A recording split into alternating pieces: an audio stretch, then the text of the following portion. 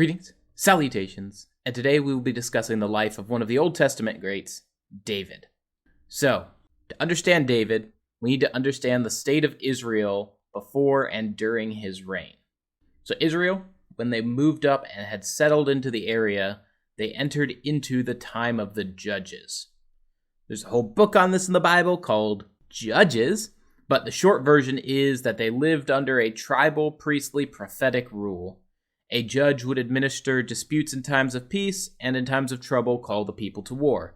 Or in times of trouble, a judge would be raised up to effect judgment. And while it started as good, in the early judges, you're like, yeah, that person's pretty godly. They're doing God's will. Toward the end, you're like, that guy's on our side? Really? Oh, okay. But it gets worse and worse as they lose their morality and they lose their zeal for God. The people, under these circumstances, demand a king. Now, this is akin to saying, we keep failing and failing. Rather than us getting better, maybe God will just give us one person so we don't have to keep picking up these random yahoos. Yeah, king will fix it. Totally not our fault, totally God's fault. God should give us better people. God, we need a king. God's like, are you sure you want a king? Because king's going to do some pretty terrible stuff. Samuel talks to them and he's like, God, what's with this? They don't need a king. This is wrong. And God's like, I know. They want a king? Fine. We'll give them a king. Why not? We told them what's going to go wrong, what's going to happen. They've decided it. And God later says, in his anger, he granted them a king. So, the first anointed king is Saul, and he is a king's king. Now, he's from one of the lesser tribes. He is from, if I remember correctly, the tribe of Benjamin. And so Saul is raised up king's king and starts being godly, starts following God. But it's kind of like when you buy something new, starts working great the first couple times. Then if it's a product that's maybe not ideal, or necessarily a king who is not ideal, the wear and tear starts to show.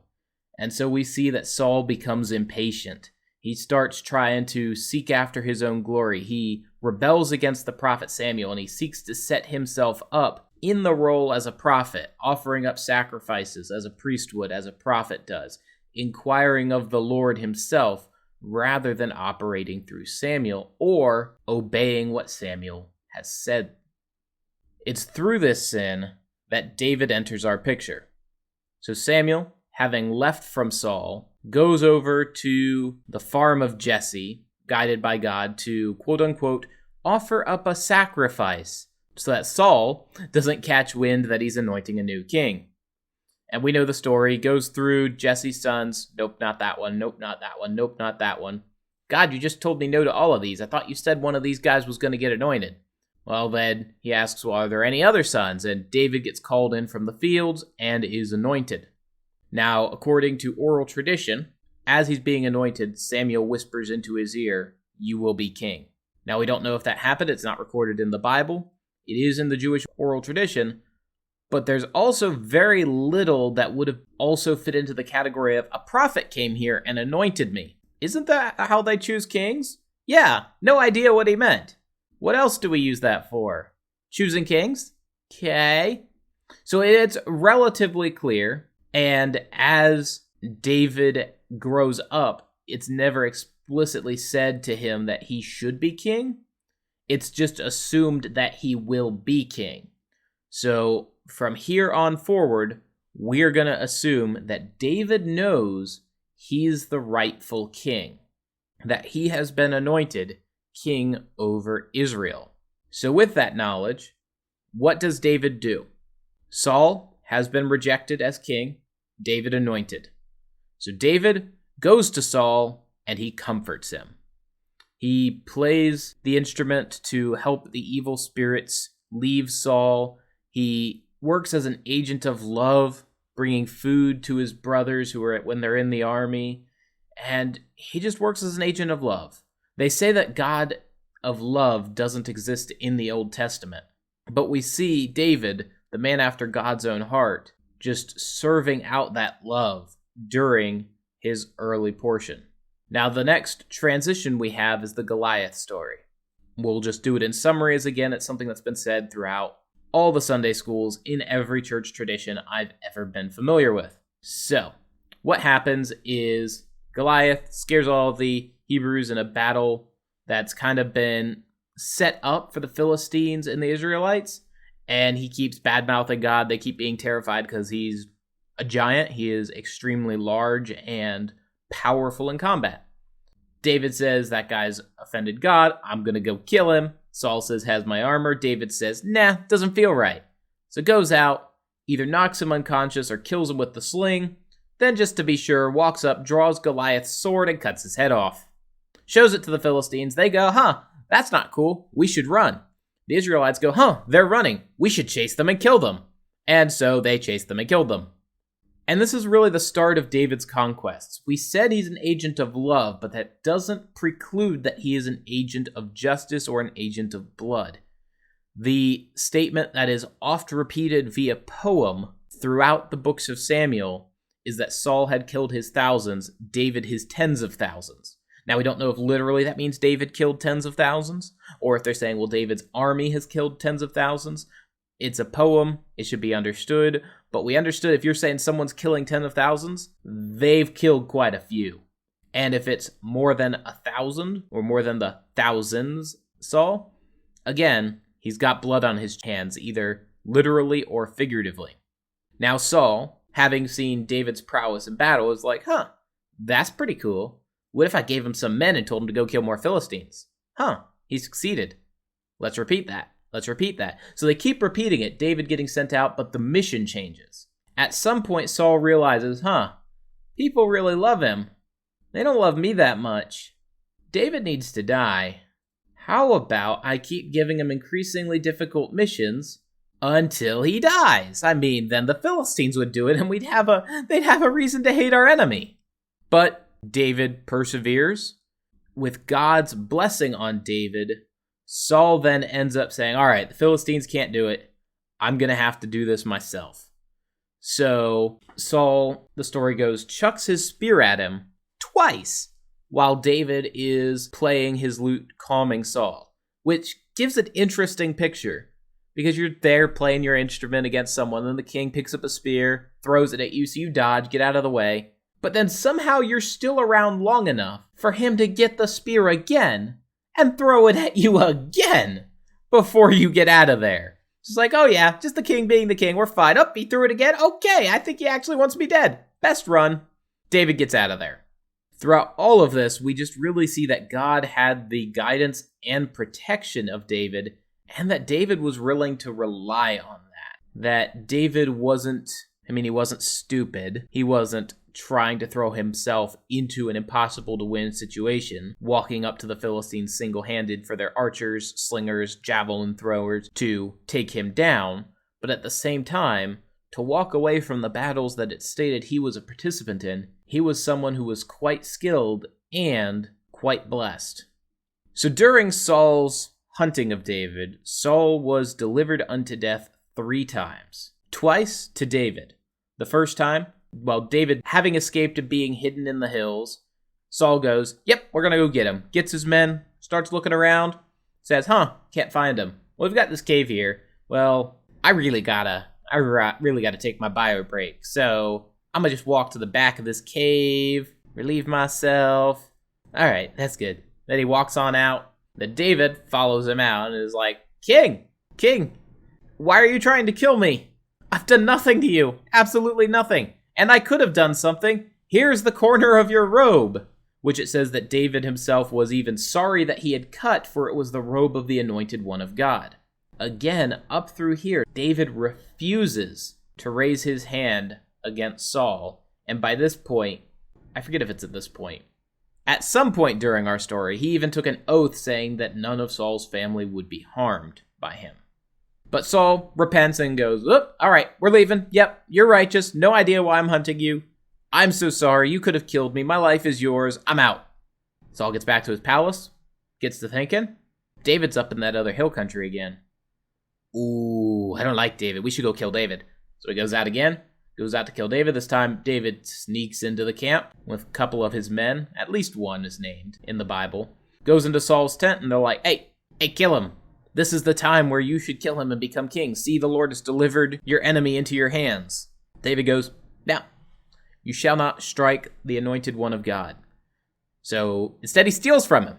So he grabs his jug of water and his spear, then leaves the camp, goes over to a hill outside, I think across a river, and then just starts yelling at the camp. Of course, the sentry, no idea who he's talking to, saying, who are you? Why are you here? And David saying, you didn't protect your king, yada yada yada. And Saul, through all this, hears it, wanders on out, goes, hey, look, it's David. And David's like, hey, where's your spear and your water jug? Are these your spear and your water jug? We repeat the same story of, oh, I'm sorry, I really should have been hurting you. You really could have killed me there. Wow, you're such a great guy. I'm going to go home. Goes home. The third time he is delivered unto death, he loses a battle against the Philistines, and during his retreat, seeing that he would be overrun, he opts to take his own life. Which itself, given that he has been anointed by God, he sees that he's been in rebellion, he's decided just to end it. He asks his armor bearer to kill him. Armor bearer says he will not strike out against the anointed one of God. Saul kills himself. Once the armor bearer sees that he's dead, the armor bearer kills himself. Saul and 3 of his sons died in that battle, including Jonathan, the friend of David. But up until this point, David's story, here we see David exhibiting God's mercy. Here we have an illegitimate king pursuing the legitimate king of Israel, seeking to kill him. Yet repeatedly, David refuses to take hostile action against Saul. And while he would have been present at that final battle, given that he had gone out and had spent time with a Philistine lord, the Philistines had dispatched him before that battle and he was not present. As such, he didn't reach out against Saul at all during this entire time. Again, we'll iterate, David's not been free of violence during this time, so after Saul is dead, one of Saul's soldiers goes running to David and is like, David, Saul's dead. You can be king now. See, I killed the king myself. And David's like, you killed Saul? Guy's like, yeah, I killed Saul for you. David's like, yeah, you're a murderer. Die now. Because David's just like, no, you're not allowed to have killed Saul. Now, of course, we know that the messenger lied, but you can see what David would have thought in that situation, that no, you're coming saying you've killed the king for me. I did not want the king dead. In fact, David goes into mourning. And so while we understand that David's been king this entire time, he's been awaiting for God's timing. And now with the death of Saul and his sons, his time has come. He set out into conquest, and yes, there was a little bit of a early contest of power between him and one of Saul's remaining sons. However, that son is murdered, and when the murderer goes to David, David's like, you're a murderer, and kills him, thus fulfilling his oath that he never reached out against Saul's family himself. But, so he sets out in conquest, he defeats the enemies of Israel, and here we see that David had exemplified the patience, he had waited for God's timing. Understanding the circumstances he was in, submitting to the circumstances he was in, and ultimately being raised up by God through those circumstances. This is directly in contrast to Saul, who would not wait on the Lord and always sought to do things in his own timing. This brings us to the affair of David and Bathsheba, and to call it an affair may be incorrect. We'll get into why. But so kings lead soldiers. David had been leading his soldiers. David's soldiers under Joab head out to go besiege a city and get it for David. This time David didn't go. David sat up on his palace, looking out at the city around him. Bathsheba is up bathing. He goes to his servants and says, bring me Bathsheba. They go, okay. They go down, they get Bathsheba, they come back. It does not record her consent. What can be understood is that she would not have been bathing to tempt. Bathing on the roof would have been understood as something that is done. And while, yes, she could have been spied by someone, say, on the palace looking up, there's nowhere that gives you the perfect privacy you would be looking for. It's unknown if she even knew the king was in his palace, given that the king would typically be out with her husband, one of his mightiest warriors, Uriah. But even then, it's extremely unlikely she was doing this to tempt him, and more that she was actually just bathing. Then, as this is a story of David, it does not record whether she consented, whether she was consenting under pressure. We don't know. It doesn't say. But per the story, David conceives a child with her while she is pregnant. David summons Uriah and says, hey, go home, enjoy life a little, sleep with your wife. And Uriah's like, I shouldn't. David's like, come on. Uriah's like, no, come on. Uriah then says, all right, and leaves. The next day, David's servants come in and say, hey, Uriah's been sleeping outside the gate all night. David's like, Uriah, why you do this? And he's like, my people are out dying. My soldiers are out dying and experiencing hardships. I can't indulge while they are suffering. It's not fair to them. And this is per what the warrior culture would have understood. David himself, as king, would have been expected to be operating under these circumstances, but was not. So David gives Uriah a message, says, hey, I've got a message for Joab. Take it to him. Uriah says, all right, goes, takes the message to Joab. Joab reads it and says, in effect, kill Uriah, but make it look like an accident.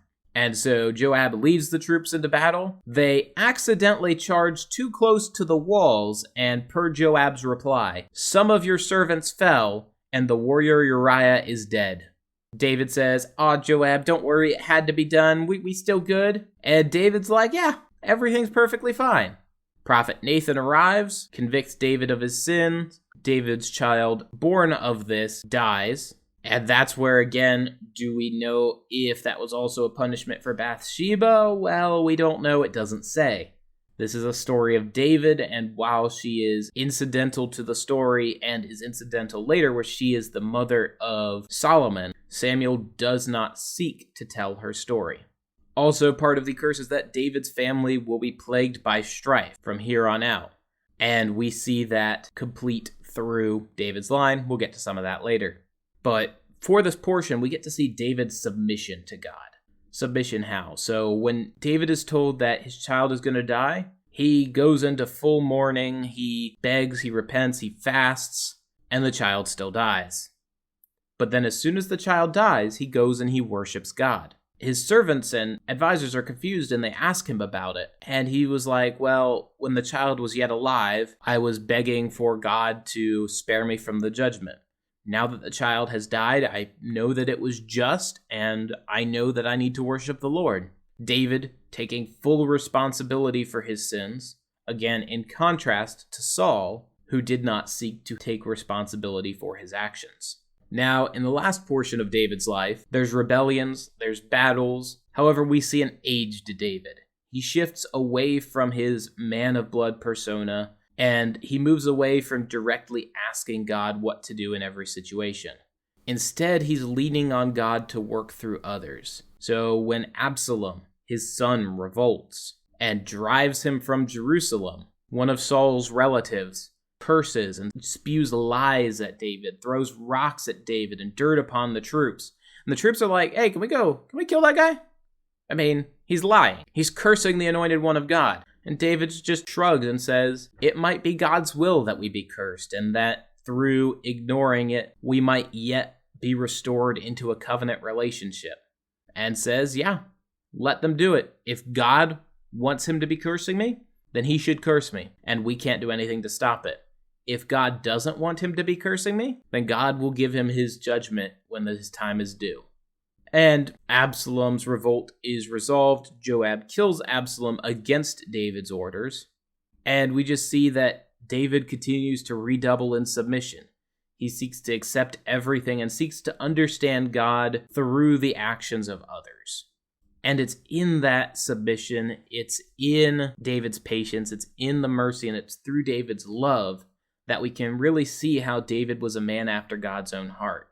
Throughout the history of the churches, whenever there is a militaristic or a activist wing in the church that says, well, I've got some wooden stakes, I see some heretics, David was a man after God's own heart, and they cite the man of blood, seeking that, well, if David was a man after God's own heart, God must be a man of blood. But they ignore the fact that while, yes, David was called into a life of blood, he was fighting against the enemies of Israel, people who already sought Israel's destruction. David was an agent of love. David sought guidance and protection from God. David was an agent of mercy. David was an agent of submission. David embodied many of the characteristics we would come to see in Jesus, and that's because Jesus is God. David was a man after Jesus' own heart. And so it's through that proper understanding of David and the proper understanding of leadership that we can begin to kind of pull out some info, some knowledge about God's character through David's life. Now, we did Jonah last week and David this week, and that's because we're looking at 3 different archetypes of Old Testament characters. Jonah being the prophet, and seeing how he differs from the other prophets to help us understand what prophecy was in the Old Testament. David was the epitome of leadership in the Old Testament, even though he was in an inherently sinful office, an office that only existed due to the sinfulness of man. We were still able to see God's glory through it. Next week, we will be looking at Daniel, citing Daniel as really your everyman within the Jewish society. Someone who lived up to the epitome of what your everyman Israelite strove to be. I look forward to seeing you then. If you're interested in joining into our Wednesday classes live, which is where we do a little bit more of a discussion take on this, feel free to reach out to me and we can see if we can get you in the group on that. Otherwise, have a great rest of your night. Have a Jesus-filled week. Take care.